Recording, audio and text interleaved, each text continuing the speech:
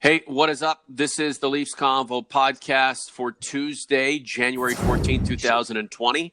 The pod always presented by Oakridge Ford. I'm Norman James along with Mike Augello, who's in Toronto getting ready for tonight's Leafs-Devils game at Scotiabank Arena. Mike, I know we're looking forward, but let's quickly reflect on that monstrosity in Florida. The Leafs, an 8-4 loser to the Panthers, a team that is chasing them in the standings.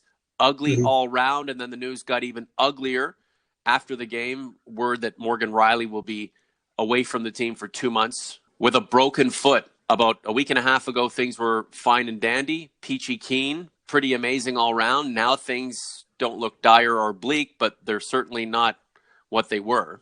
The general reaction of the players after the game is this is not something you just flush down the drain and forget. This is something, this was a key game against a team that was 3 points behind them going into the contest, and they just didn't show up, and they put forth probably one of the worst defensive efforts of the season. And it's inexcusable because this has happened again and again where this team goes through a vapor lock period where they cannot find any kind of concept of playing defensively, and it costs them. In this game, they were down 4-0 before they had even a chance to react. Who takes the fall for that performance, Mike? Freddie Anderson wasn't great, but the team didn't play well in front of him. Michael Hutchinson's taking more hits.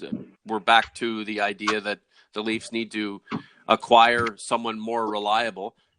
To me, that game, you lay the blame at everyone's skates, Mike. Not just the number one goalie, not just the backup, not just the players. As Mitch said, everybody's got to be better. Well, the criticism of Freddie Anderson is basically, we need you to save us, Freddie, so you need to stand on your head, which is unreasonable. I mean, a goaltender will save a team every once in a while, but they can't do it every night, and it's incumbent upon this team to play more competent defensively. And this is 3 games in a row.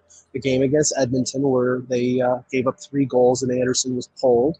The game against Winnipeg where I didn't think they played particularly well defensively all game, and then the overtime was a wild affair. And then this game against Florida, after a 3-day break where I'm sure they had enjoyed a little bit of the sun in Florida, and then don't show up for the contest. It's not on Anderson solely. I mean, he has to step up, but it's on this team, and the fact not just the forwards refuse to play a two-way game. Maybe they're not capable of it, but right now it's the same problem that they had under Babcock, is that they don't devote themselves at both ends of the ice. When the Leafs were running at peak, Mike, were things as good as we thought they were? And now that the team is stumbling again, is this a true reflection of how the team will play going forward if there are not amendments made to the back end and the way this team plays as a whole? Well, I mean, during that 10-game point streak, they averaged close to 5 goals a game. The only game that I can recall that they played sort of a stringent defensive performance was against the Islanders, where they had Hutchinson in goal and they needed to really cover up for the backup goaltender who was suffering through this crisis of confidence, and he gets a shutout. But other than that, they played freewheeling hockey. And it's great to do that, and if you have the capability of producing offensively, that's all fine, but that's not going to happen every night, and you have to be able to fall back on something. Now, as in regards to Riley, we know that Rasmus Sandin was called up. The Leafs have 3 home games before the 8-day bye and all-star break. I think it's possible that Sandin is going to fill in the 3 games, and then maybe Kyle Dubas tries to acquire a defenseman. But more than likely, Sandin is going to be up while Riley is out. Yeah. Even when Muzzin comes back after the All-Star break, that burns the first year of his entry-level contract. But I don't think they're concerned about that. I think what they're concerned about is him fighting off more than he can chew playing in the NHL before he's ready. And if he's not ready, then I think Dubas is going to have to go out and find a defenseman. Shows the range of emotions, Mike, based on how the team plays.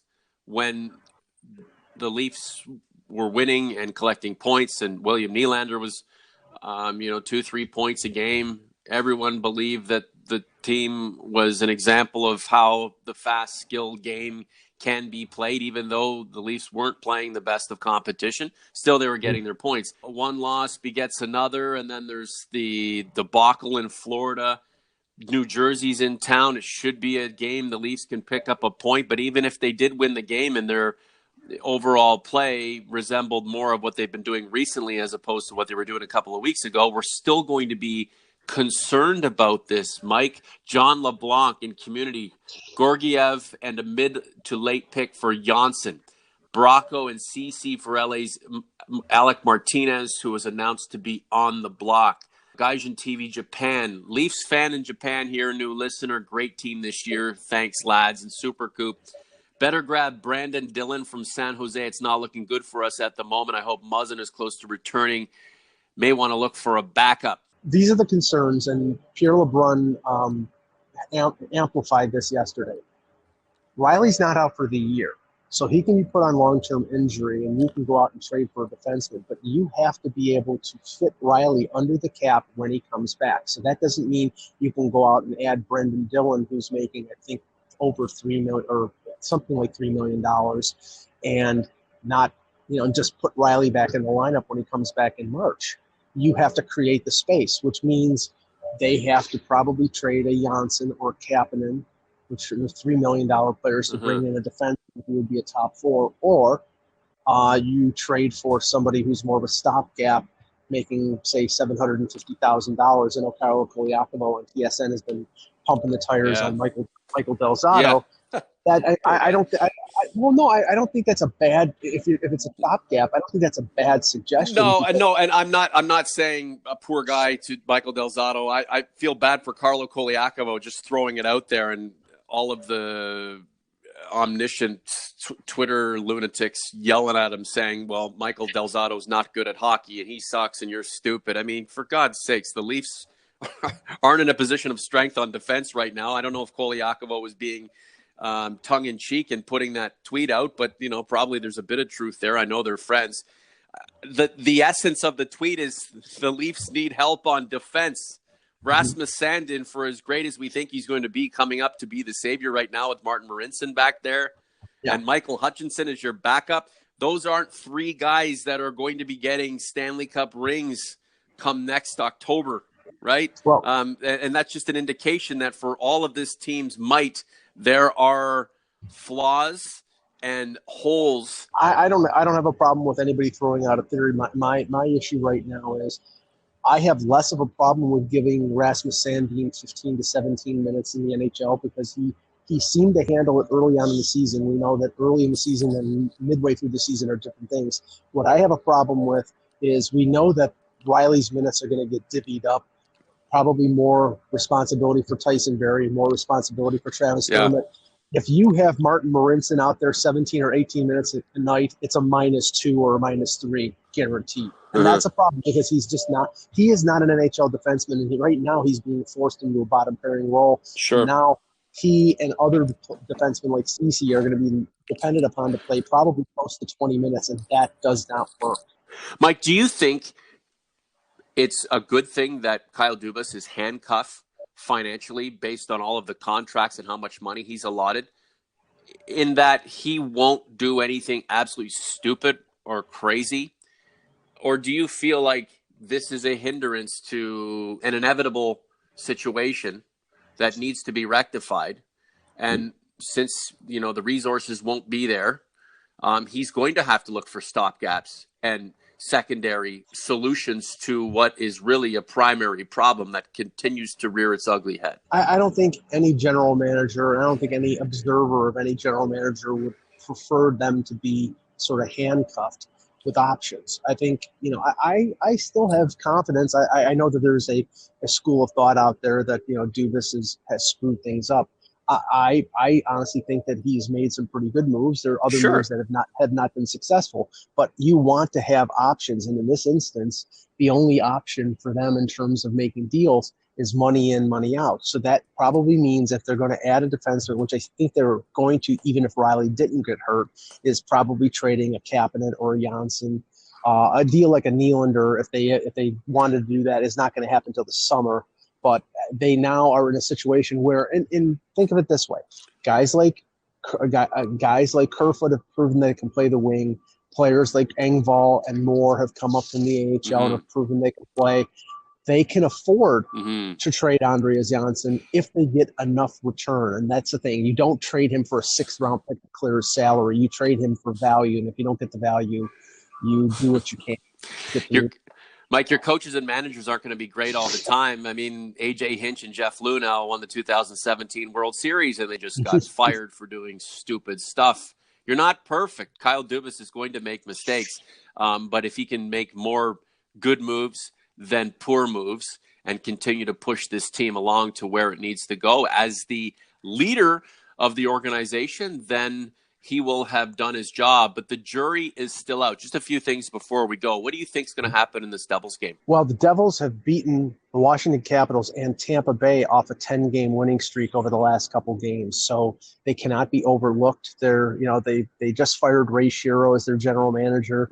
They have an interim coach in Alain Nezardine.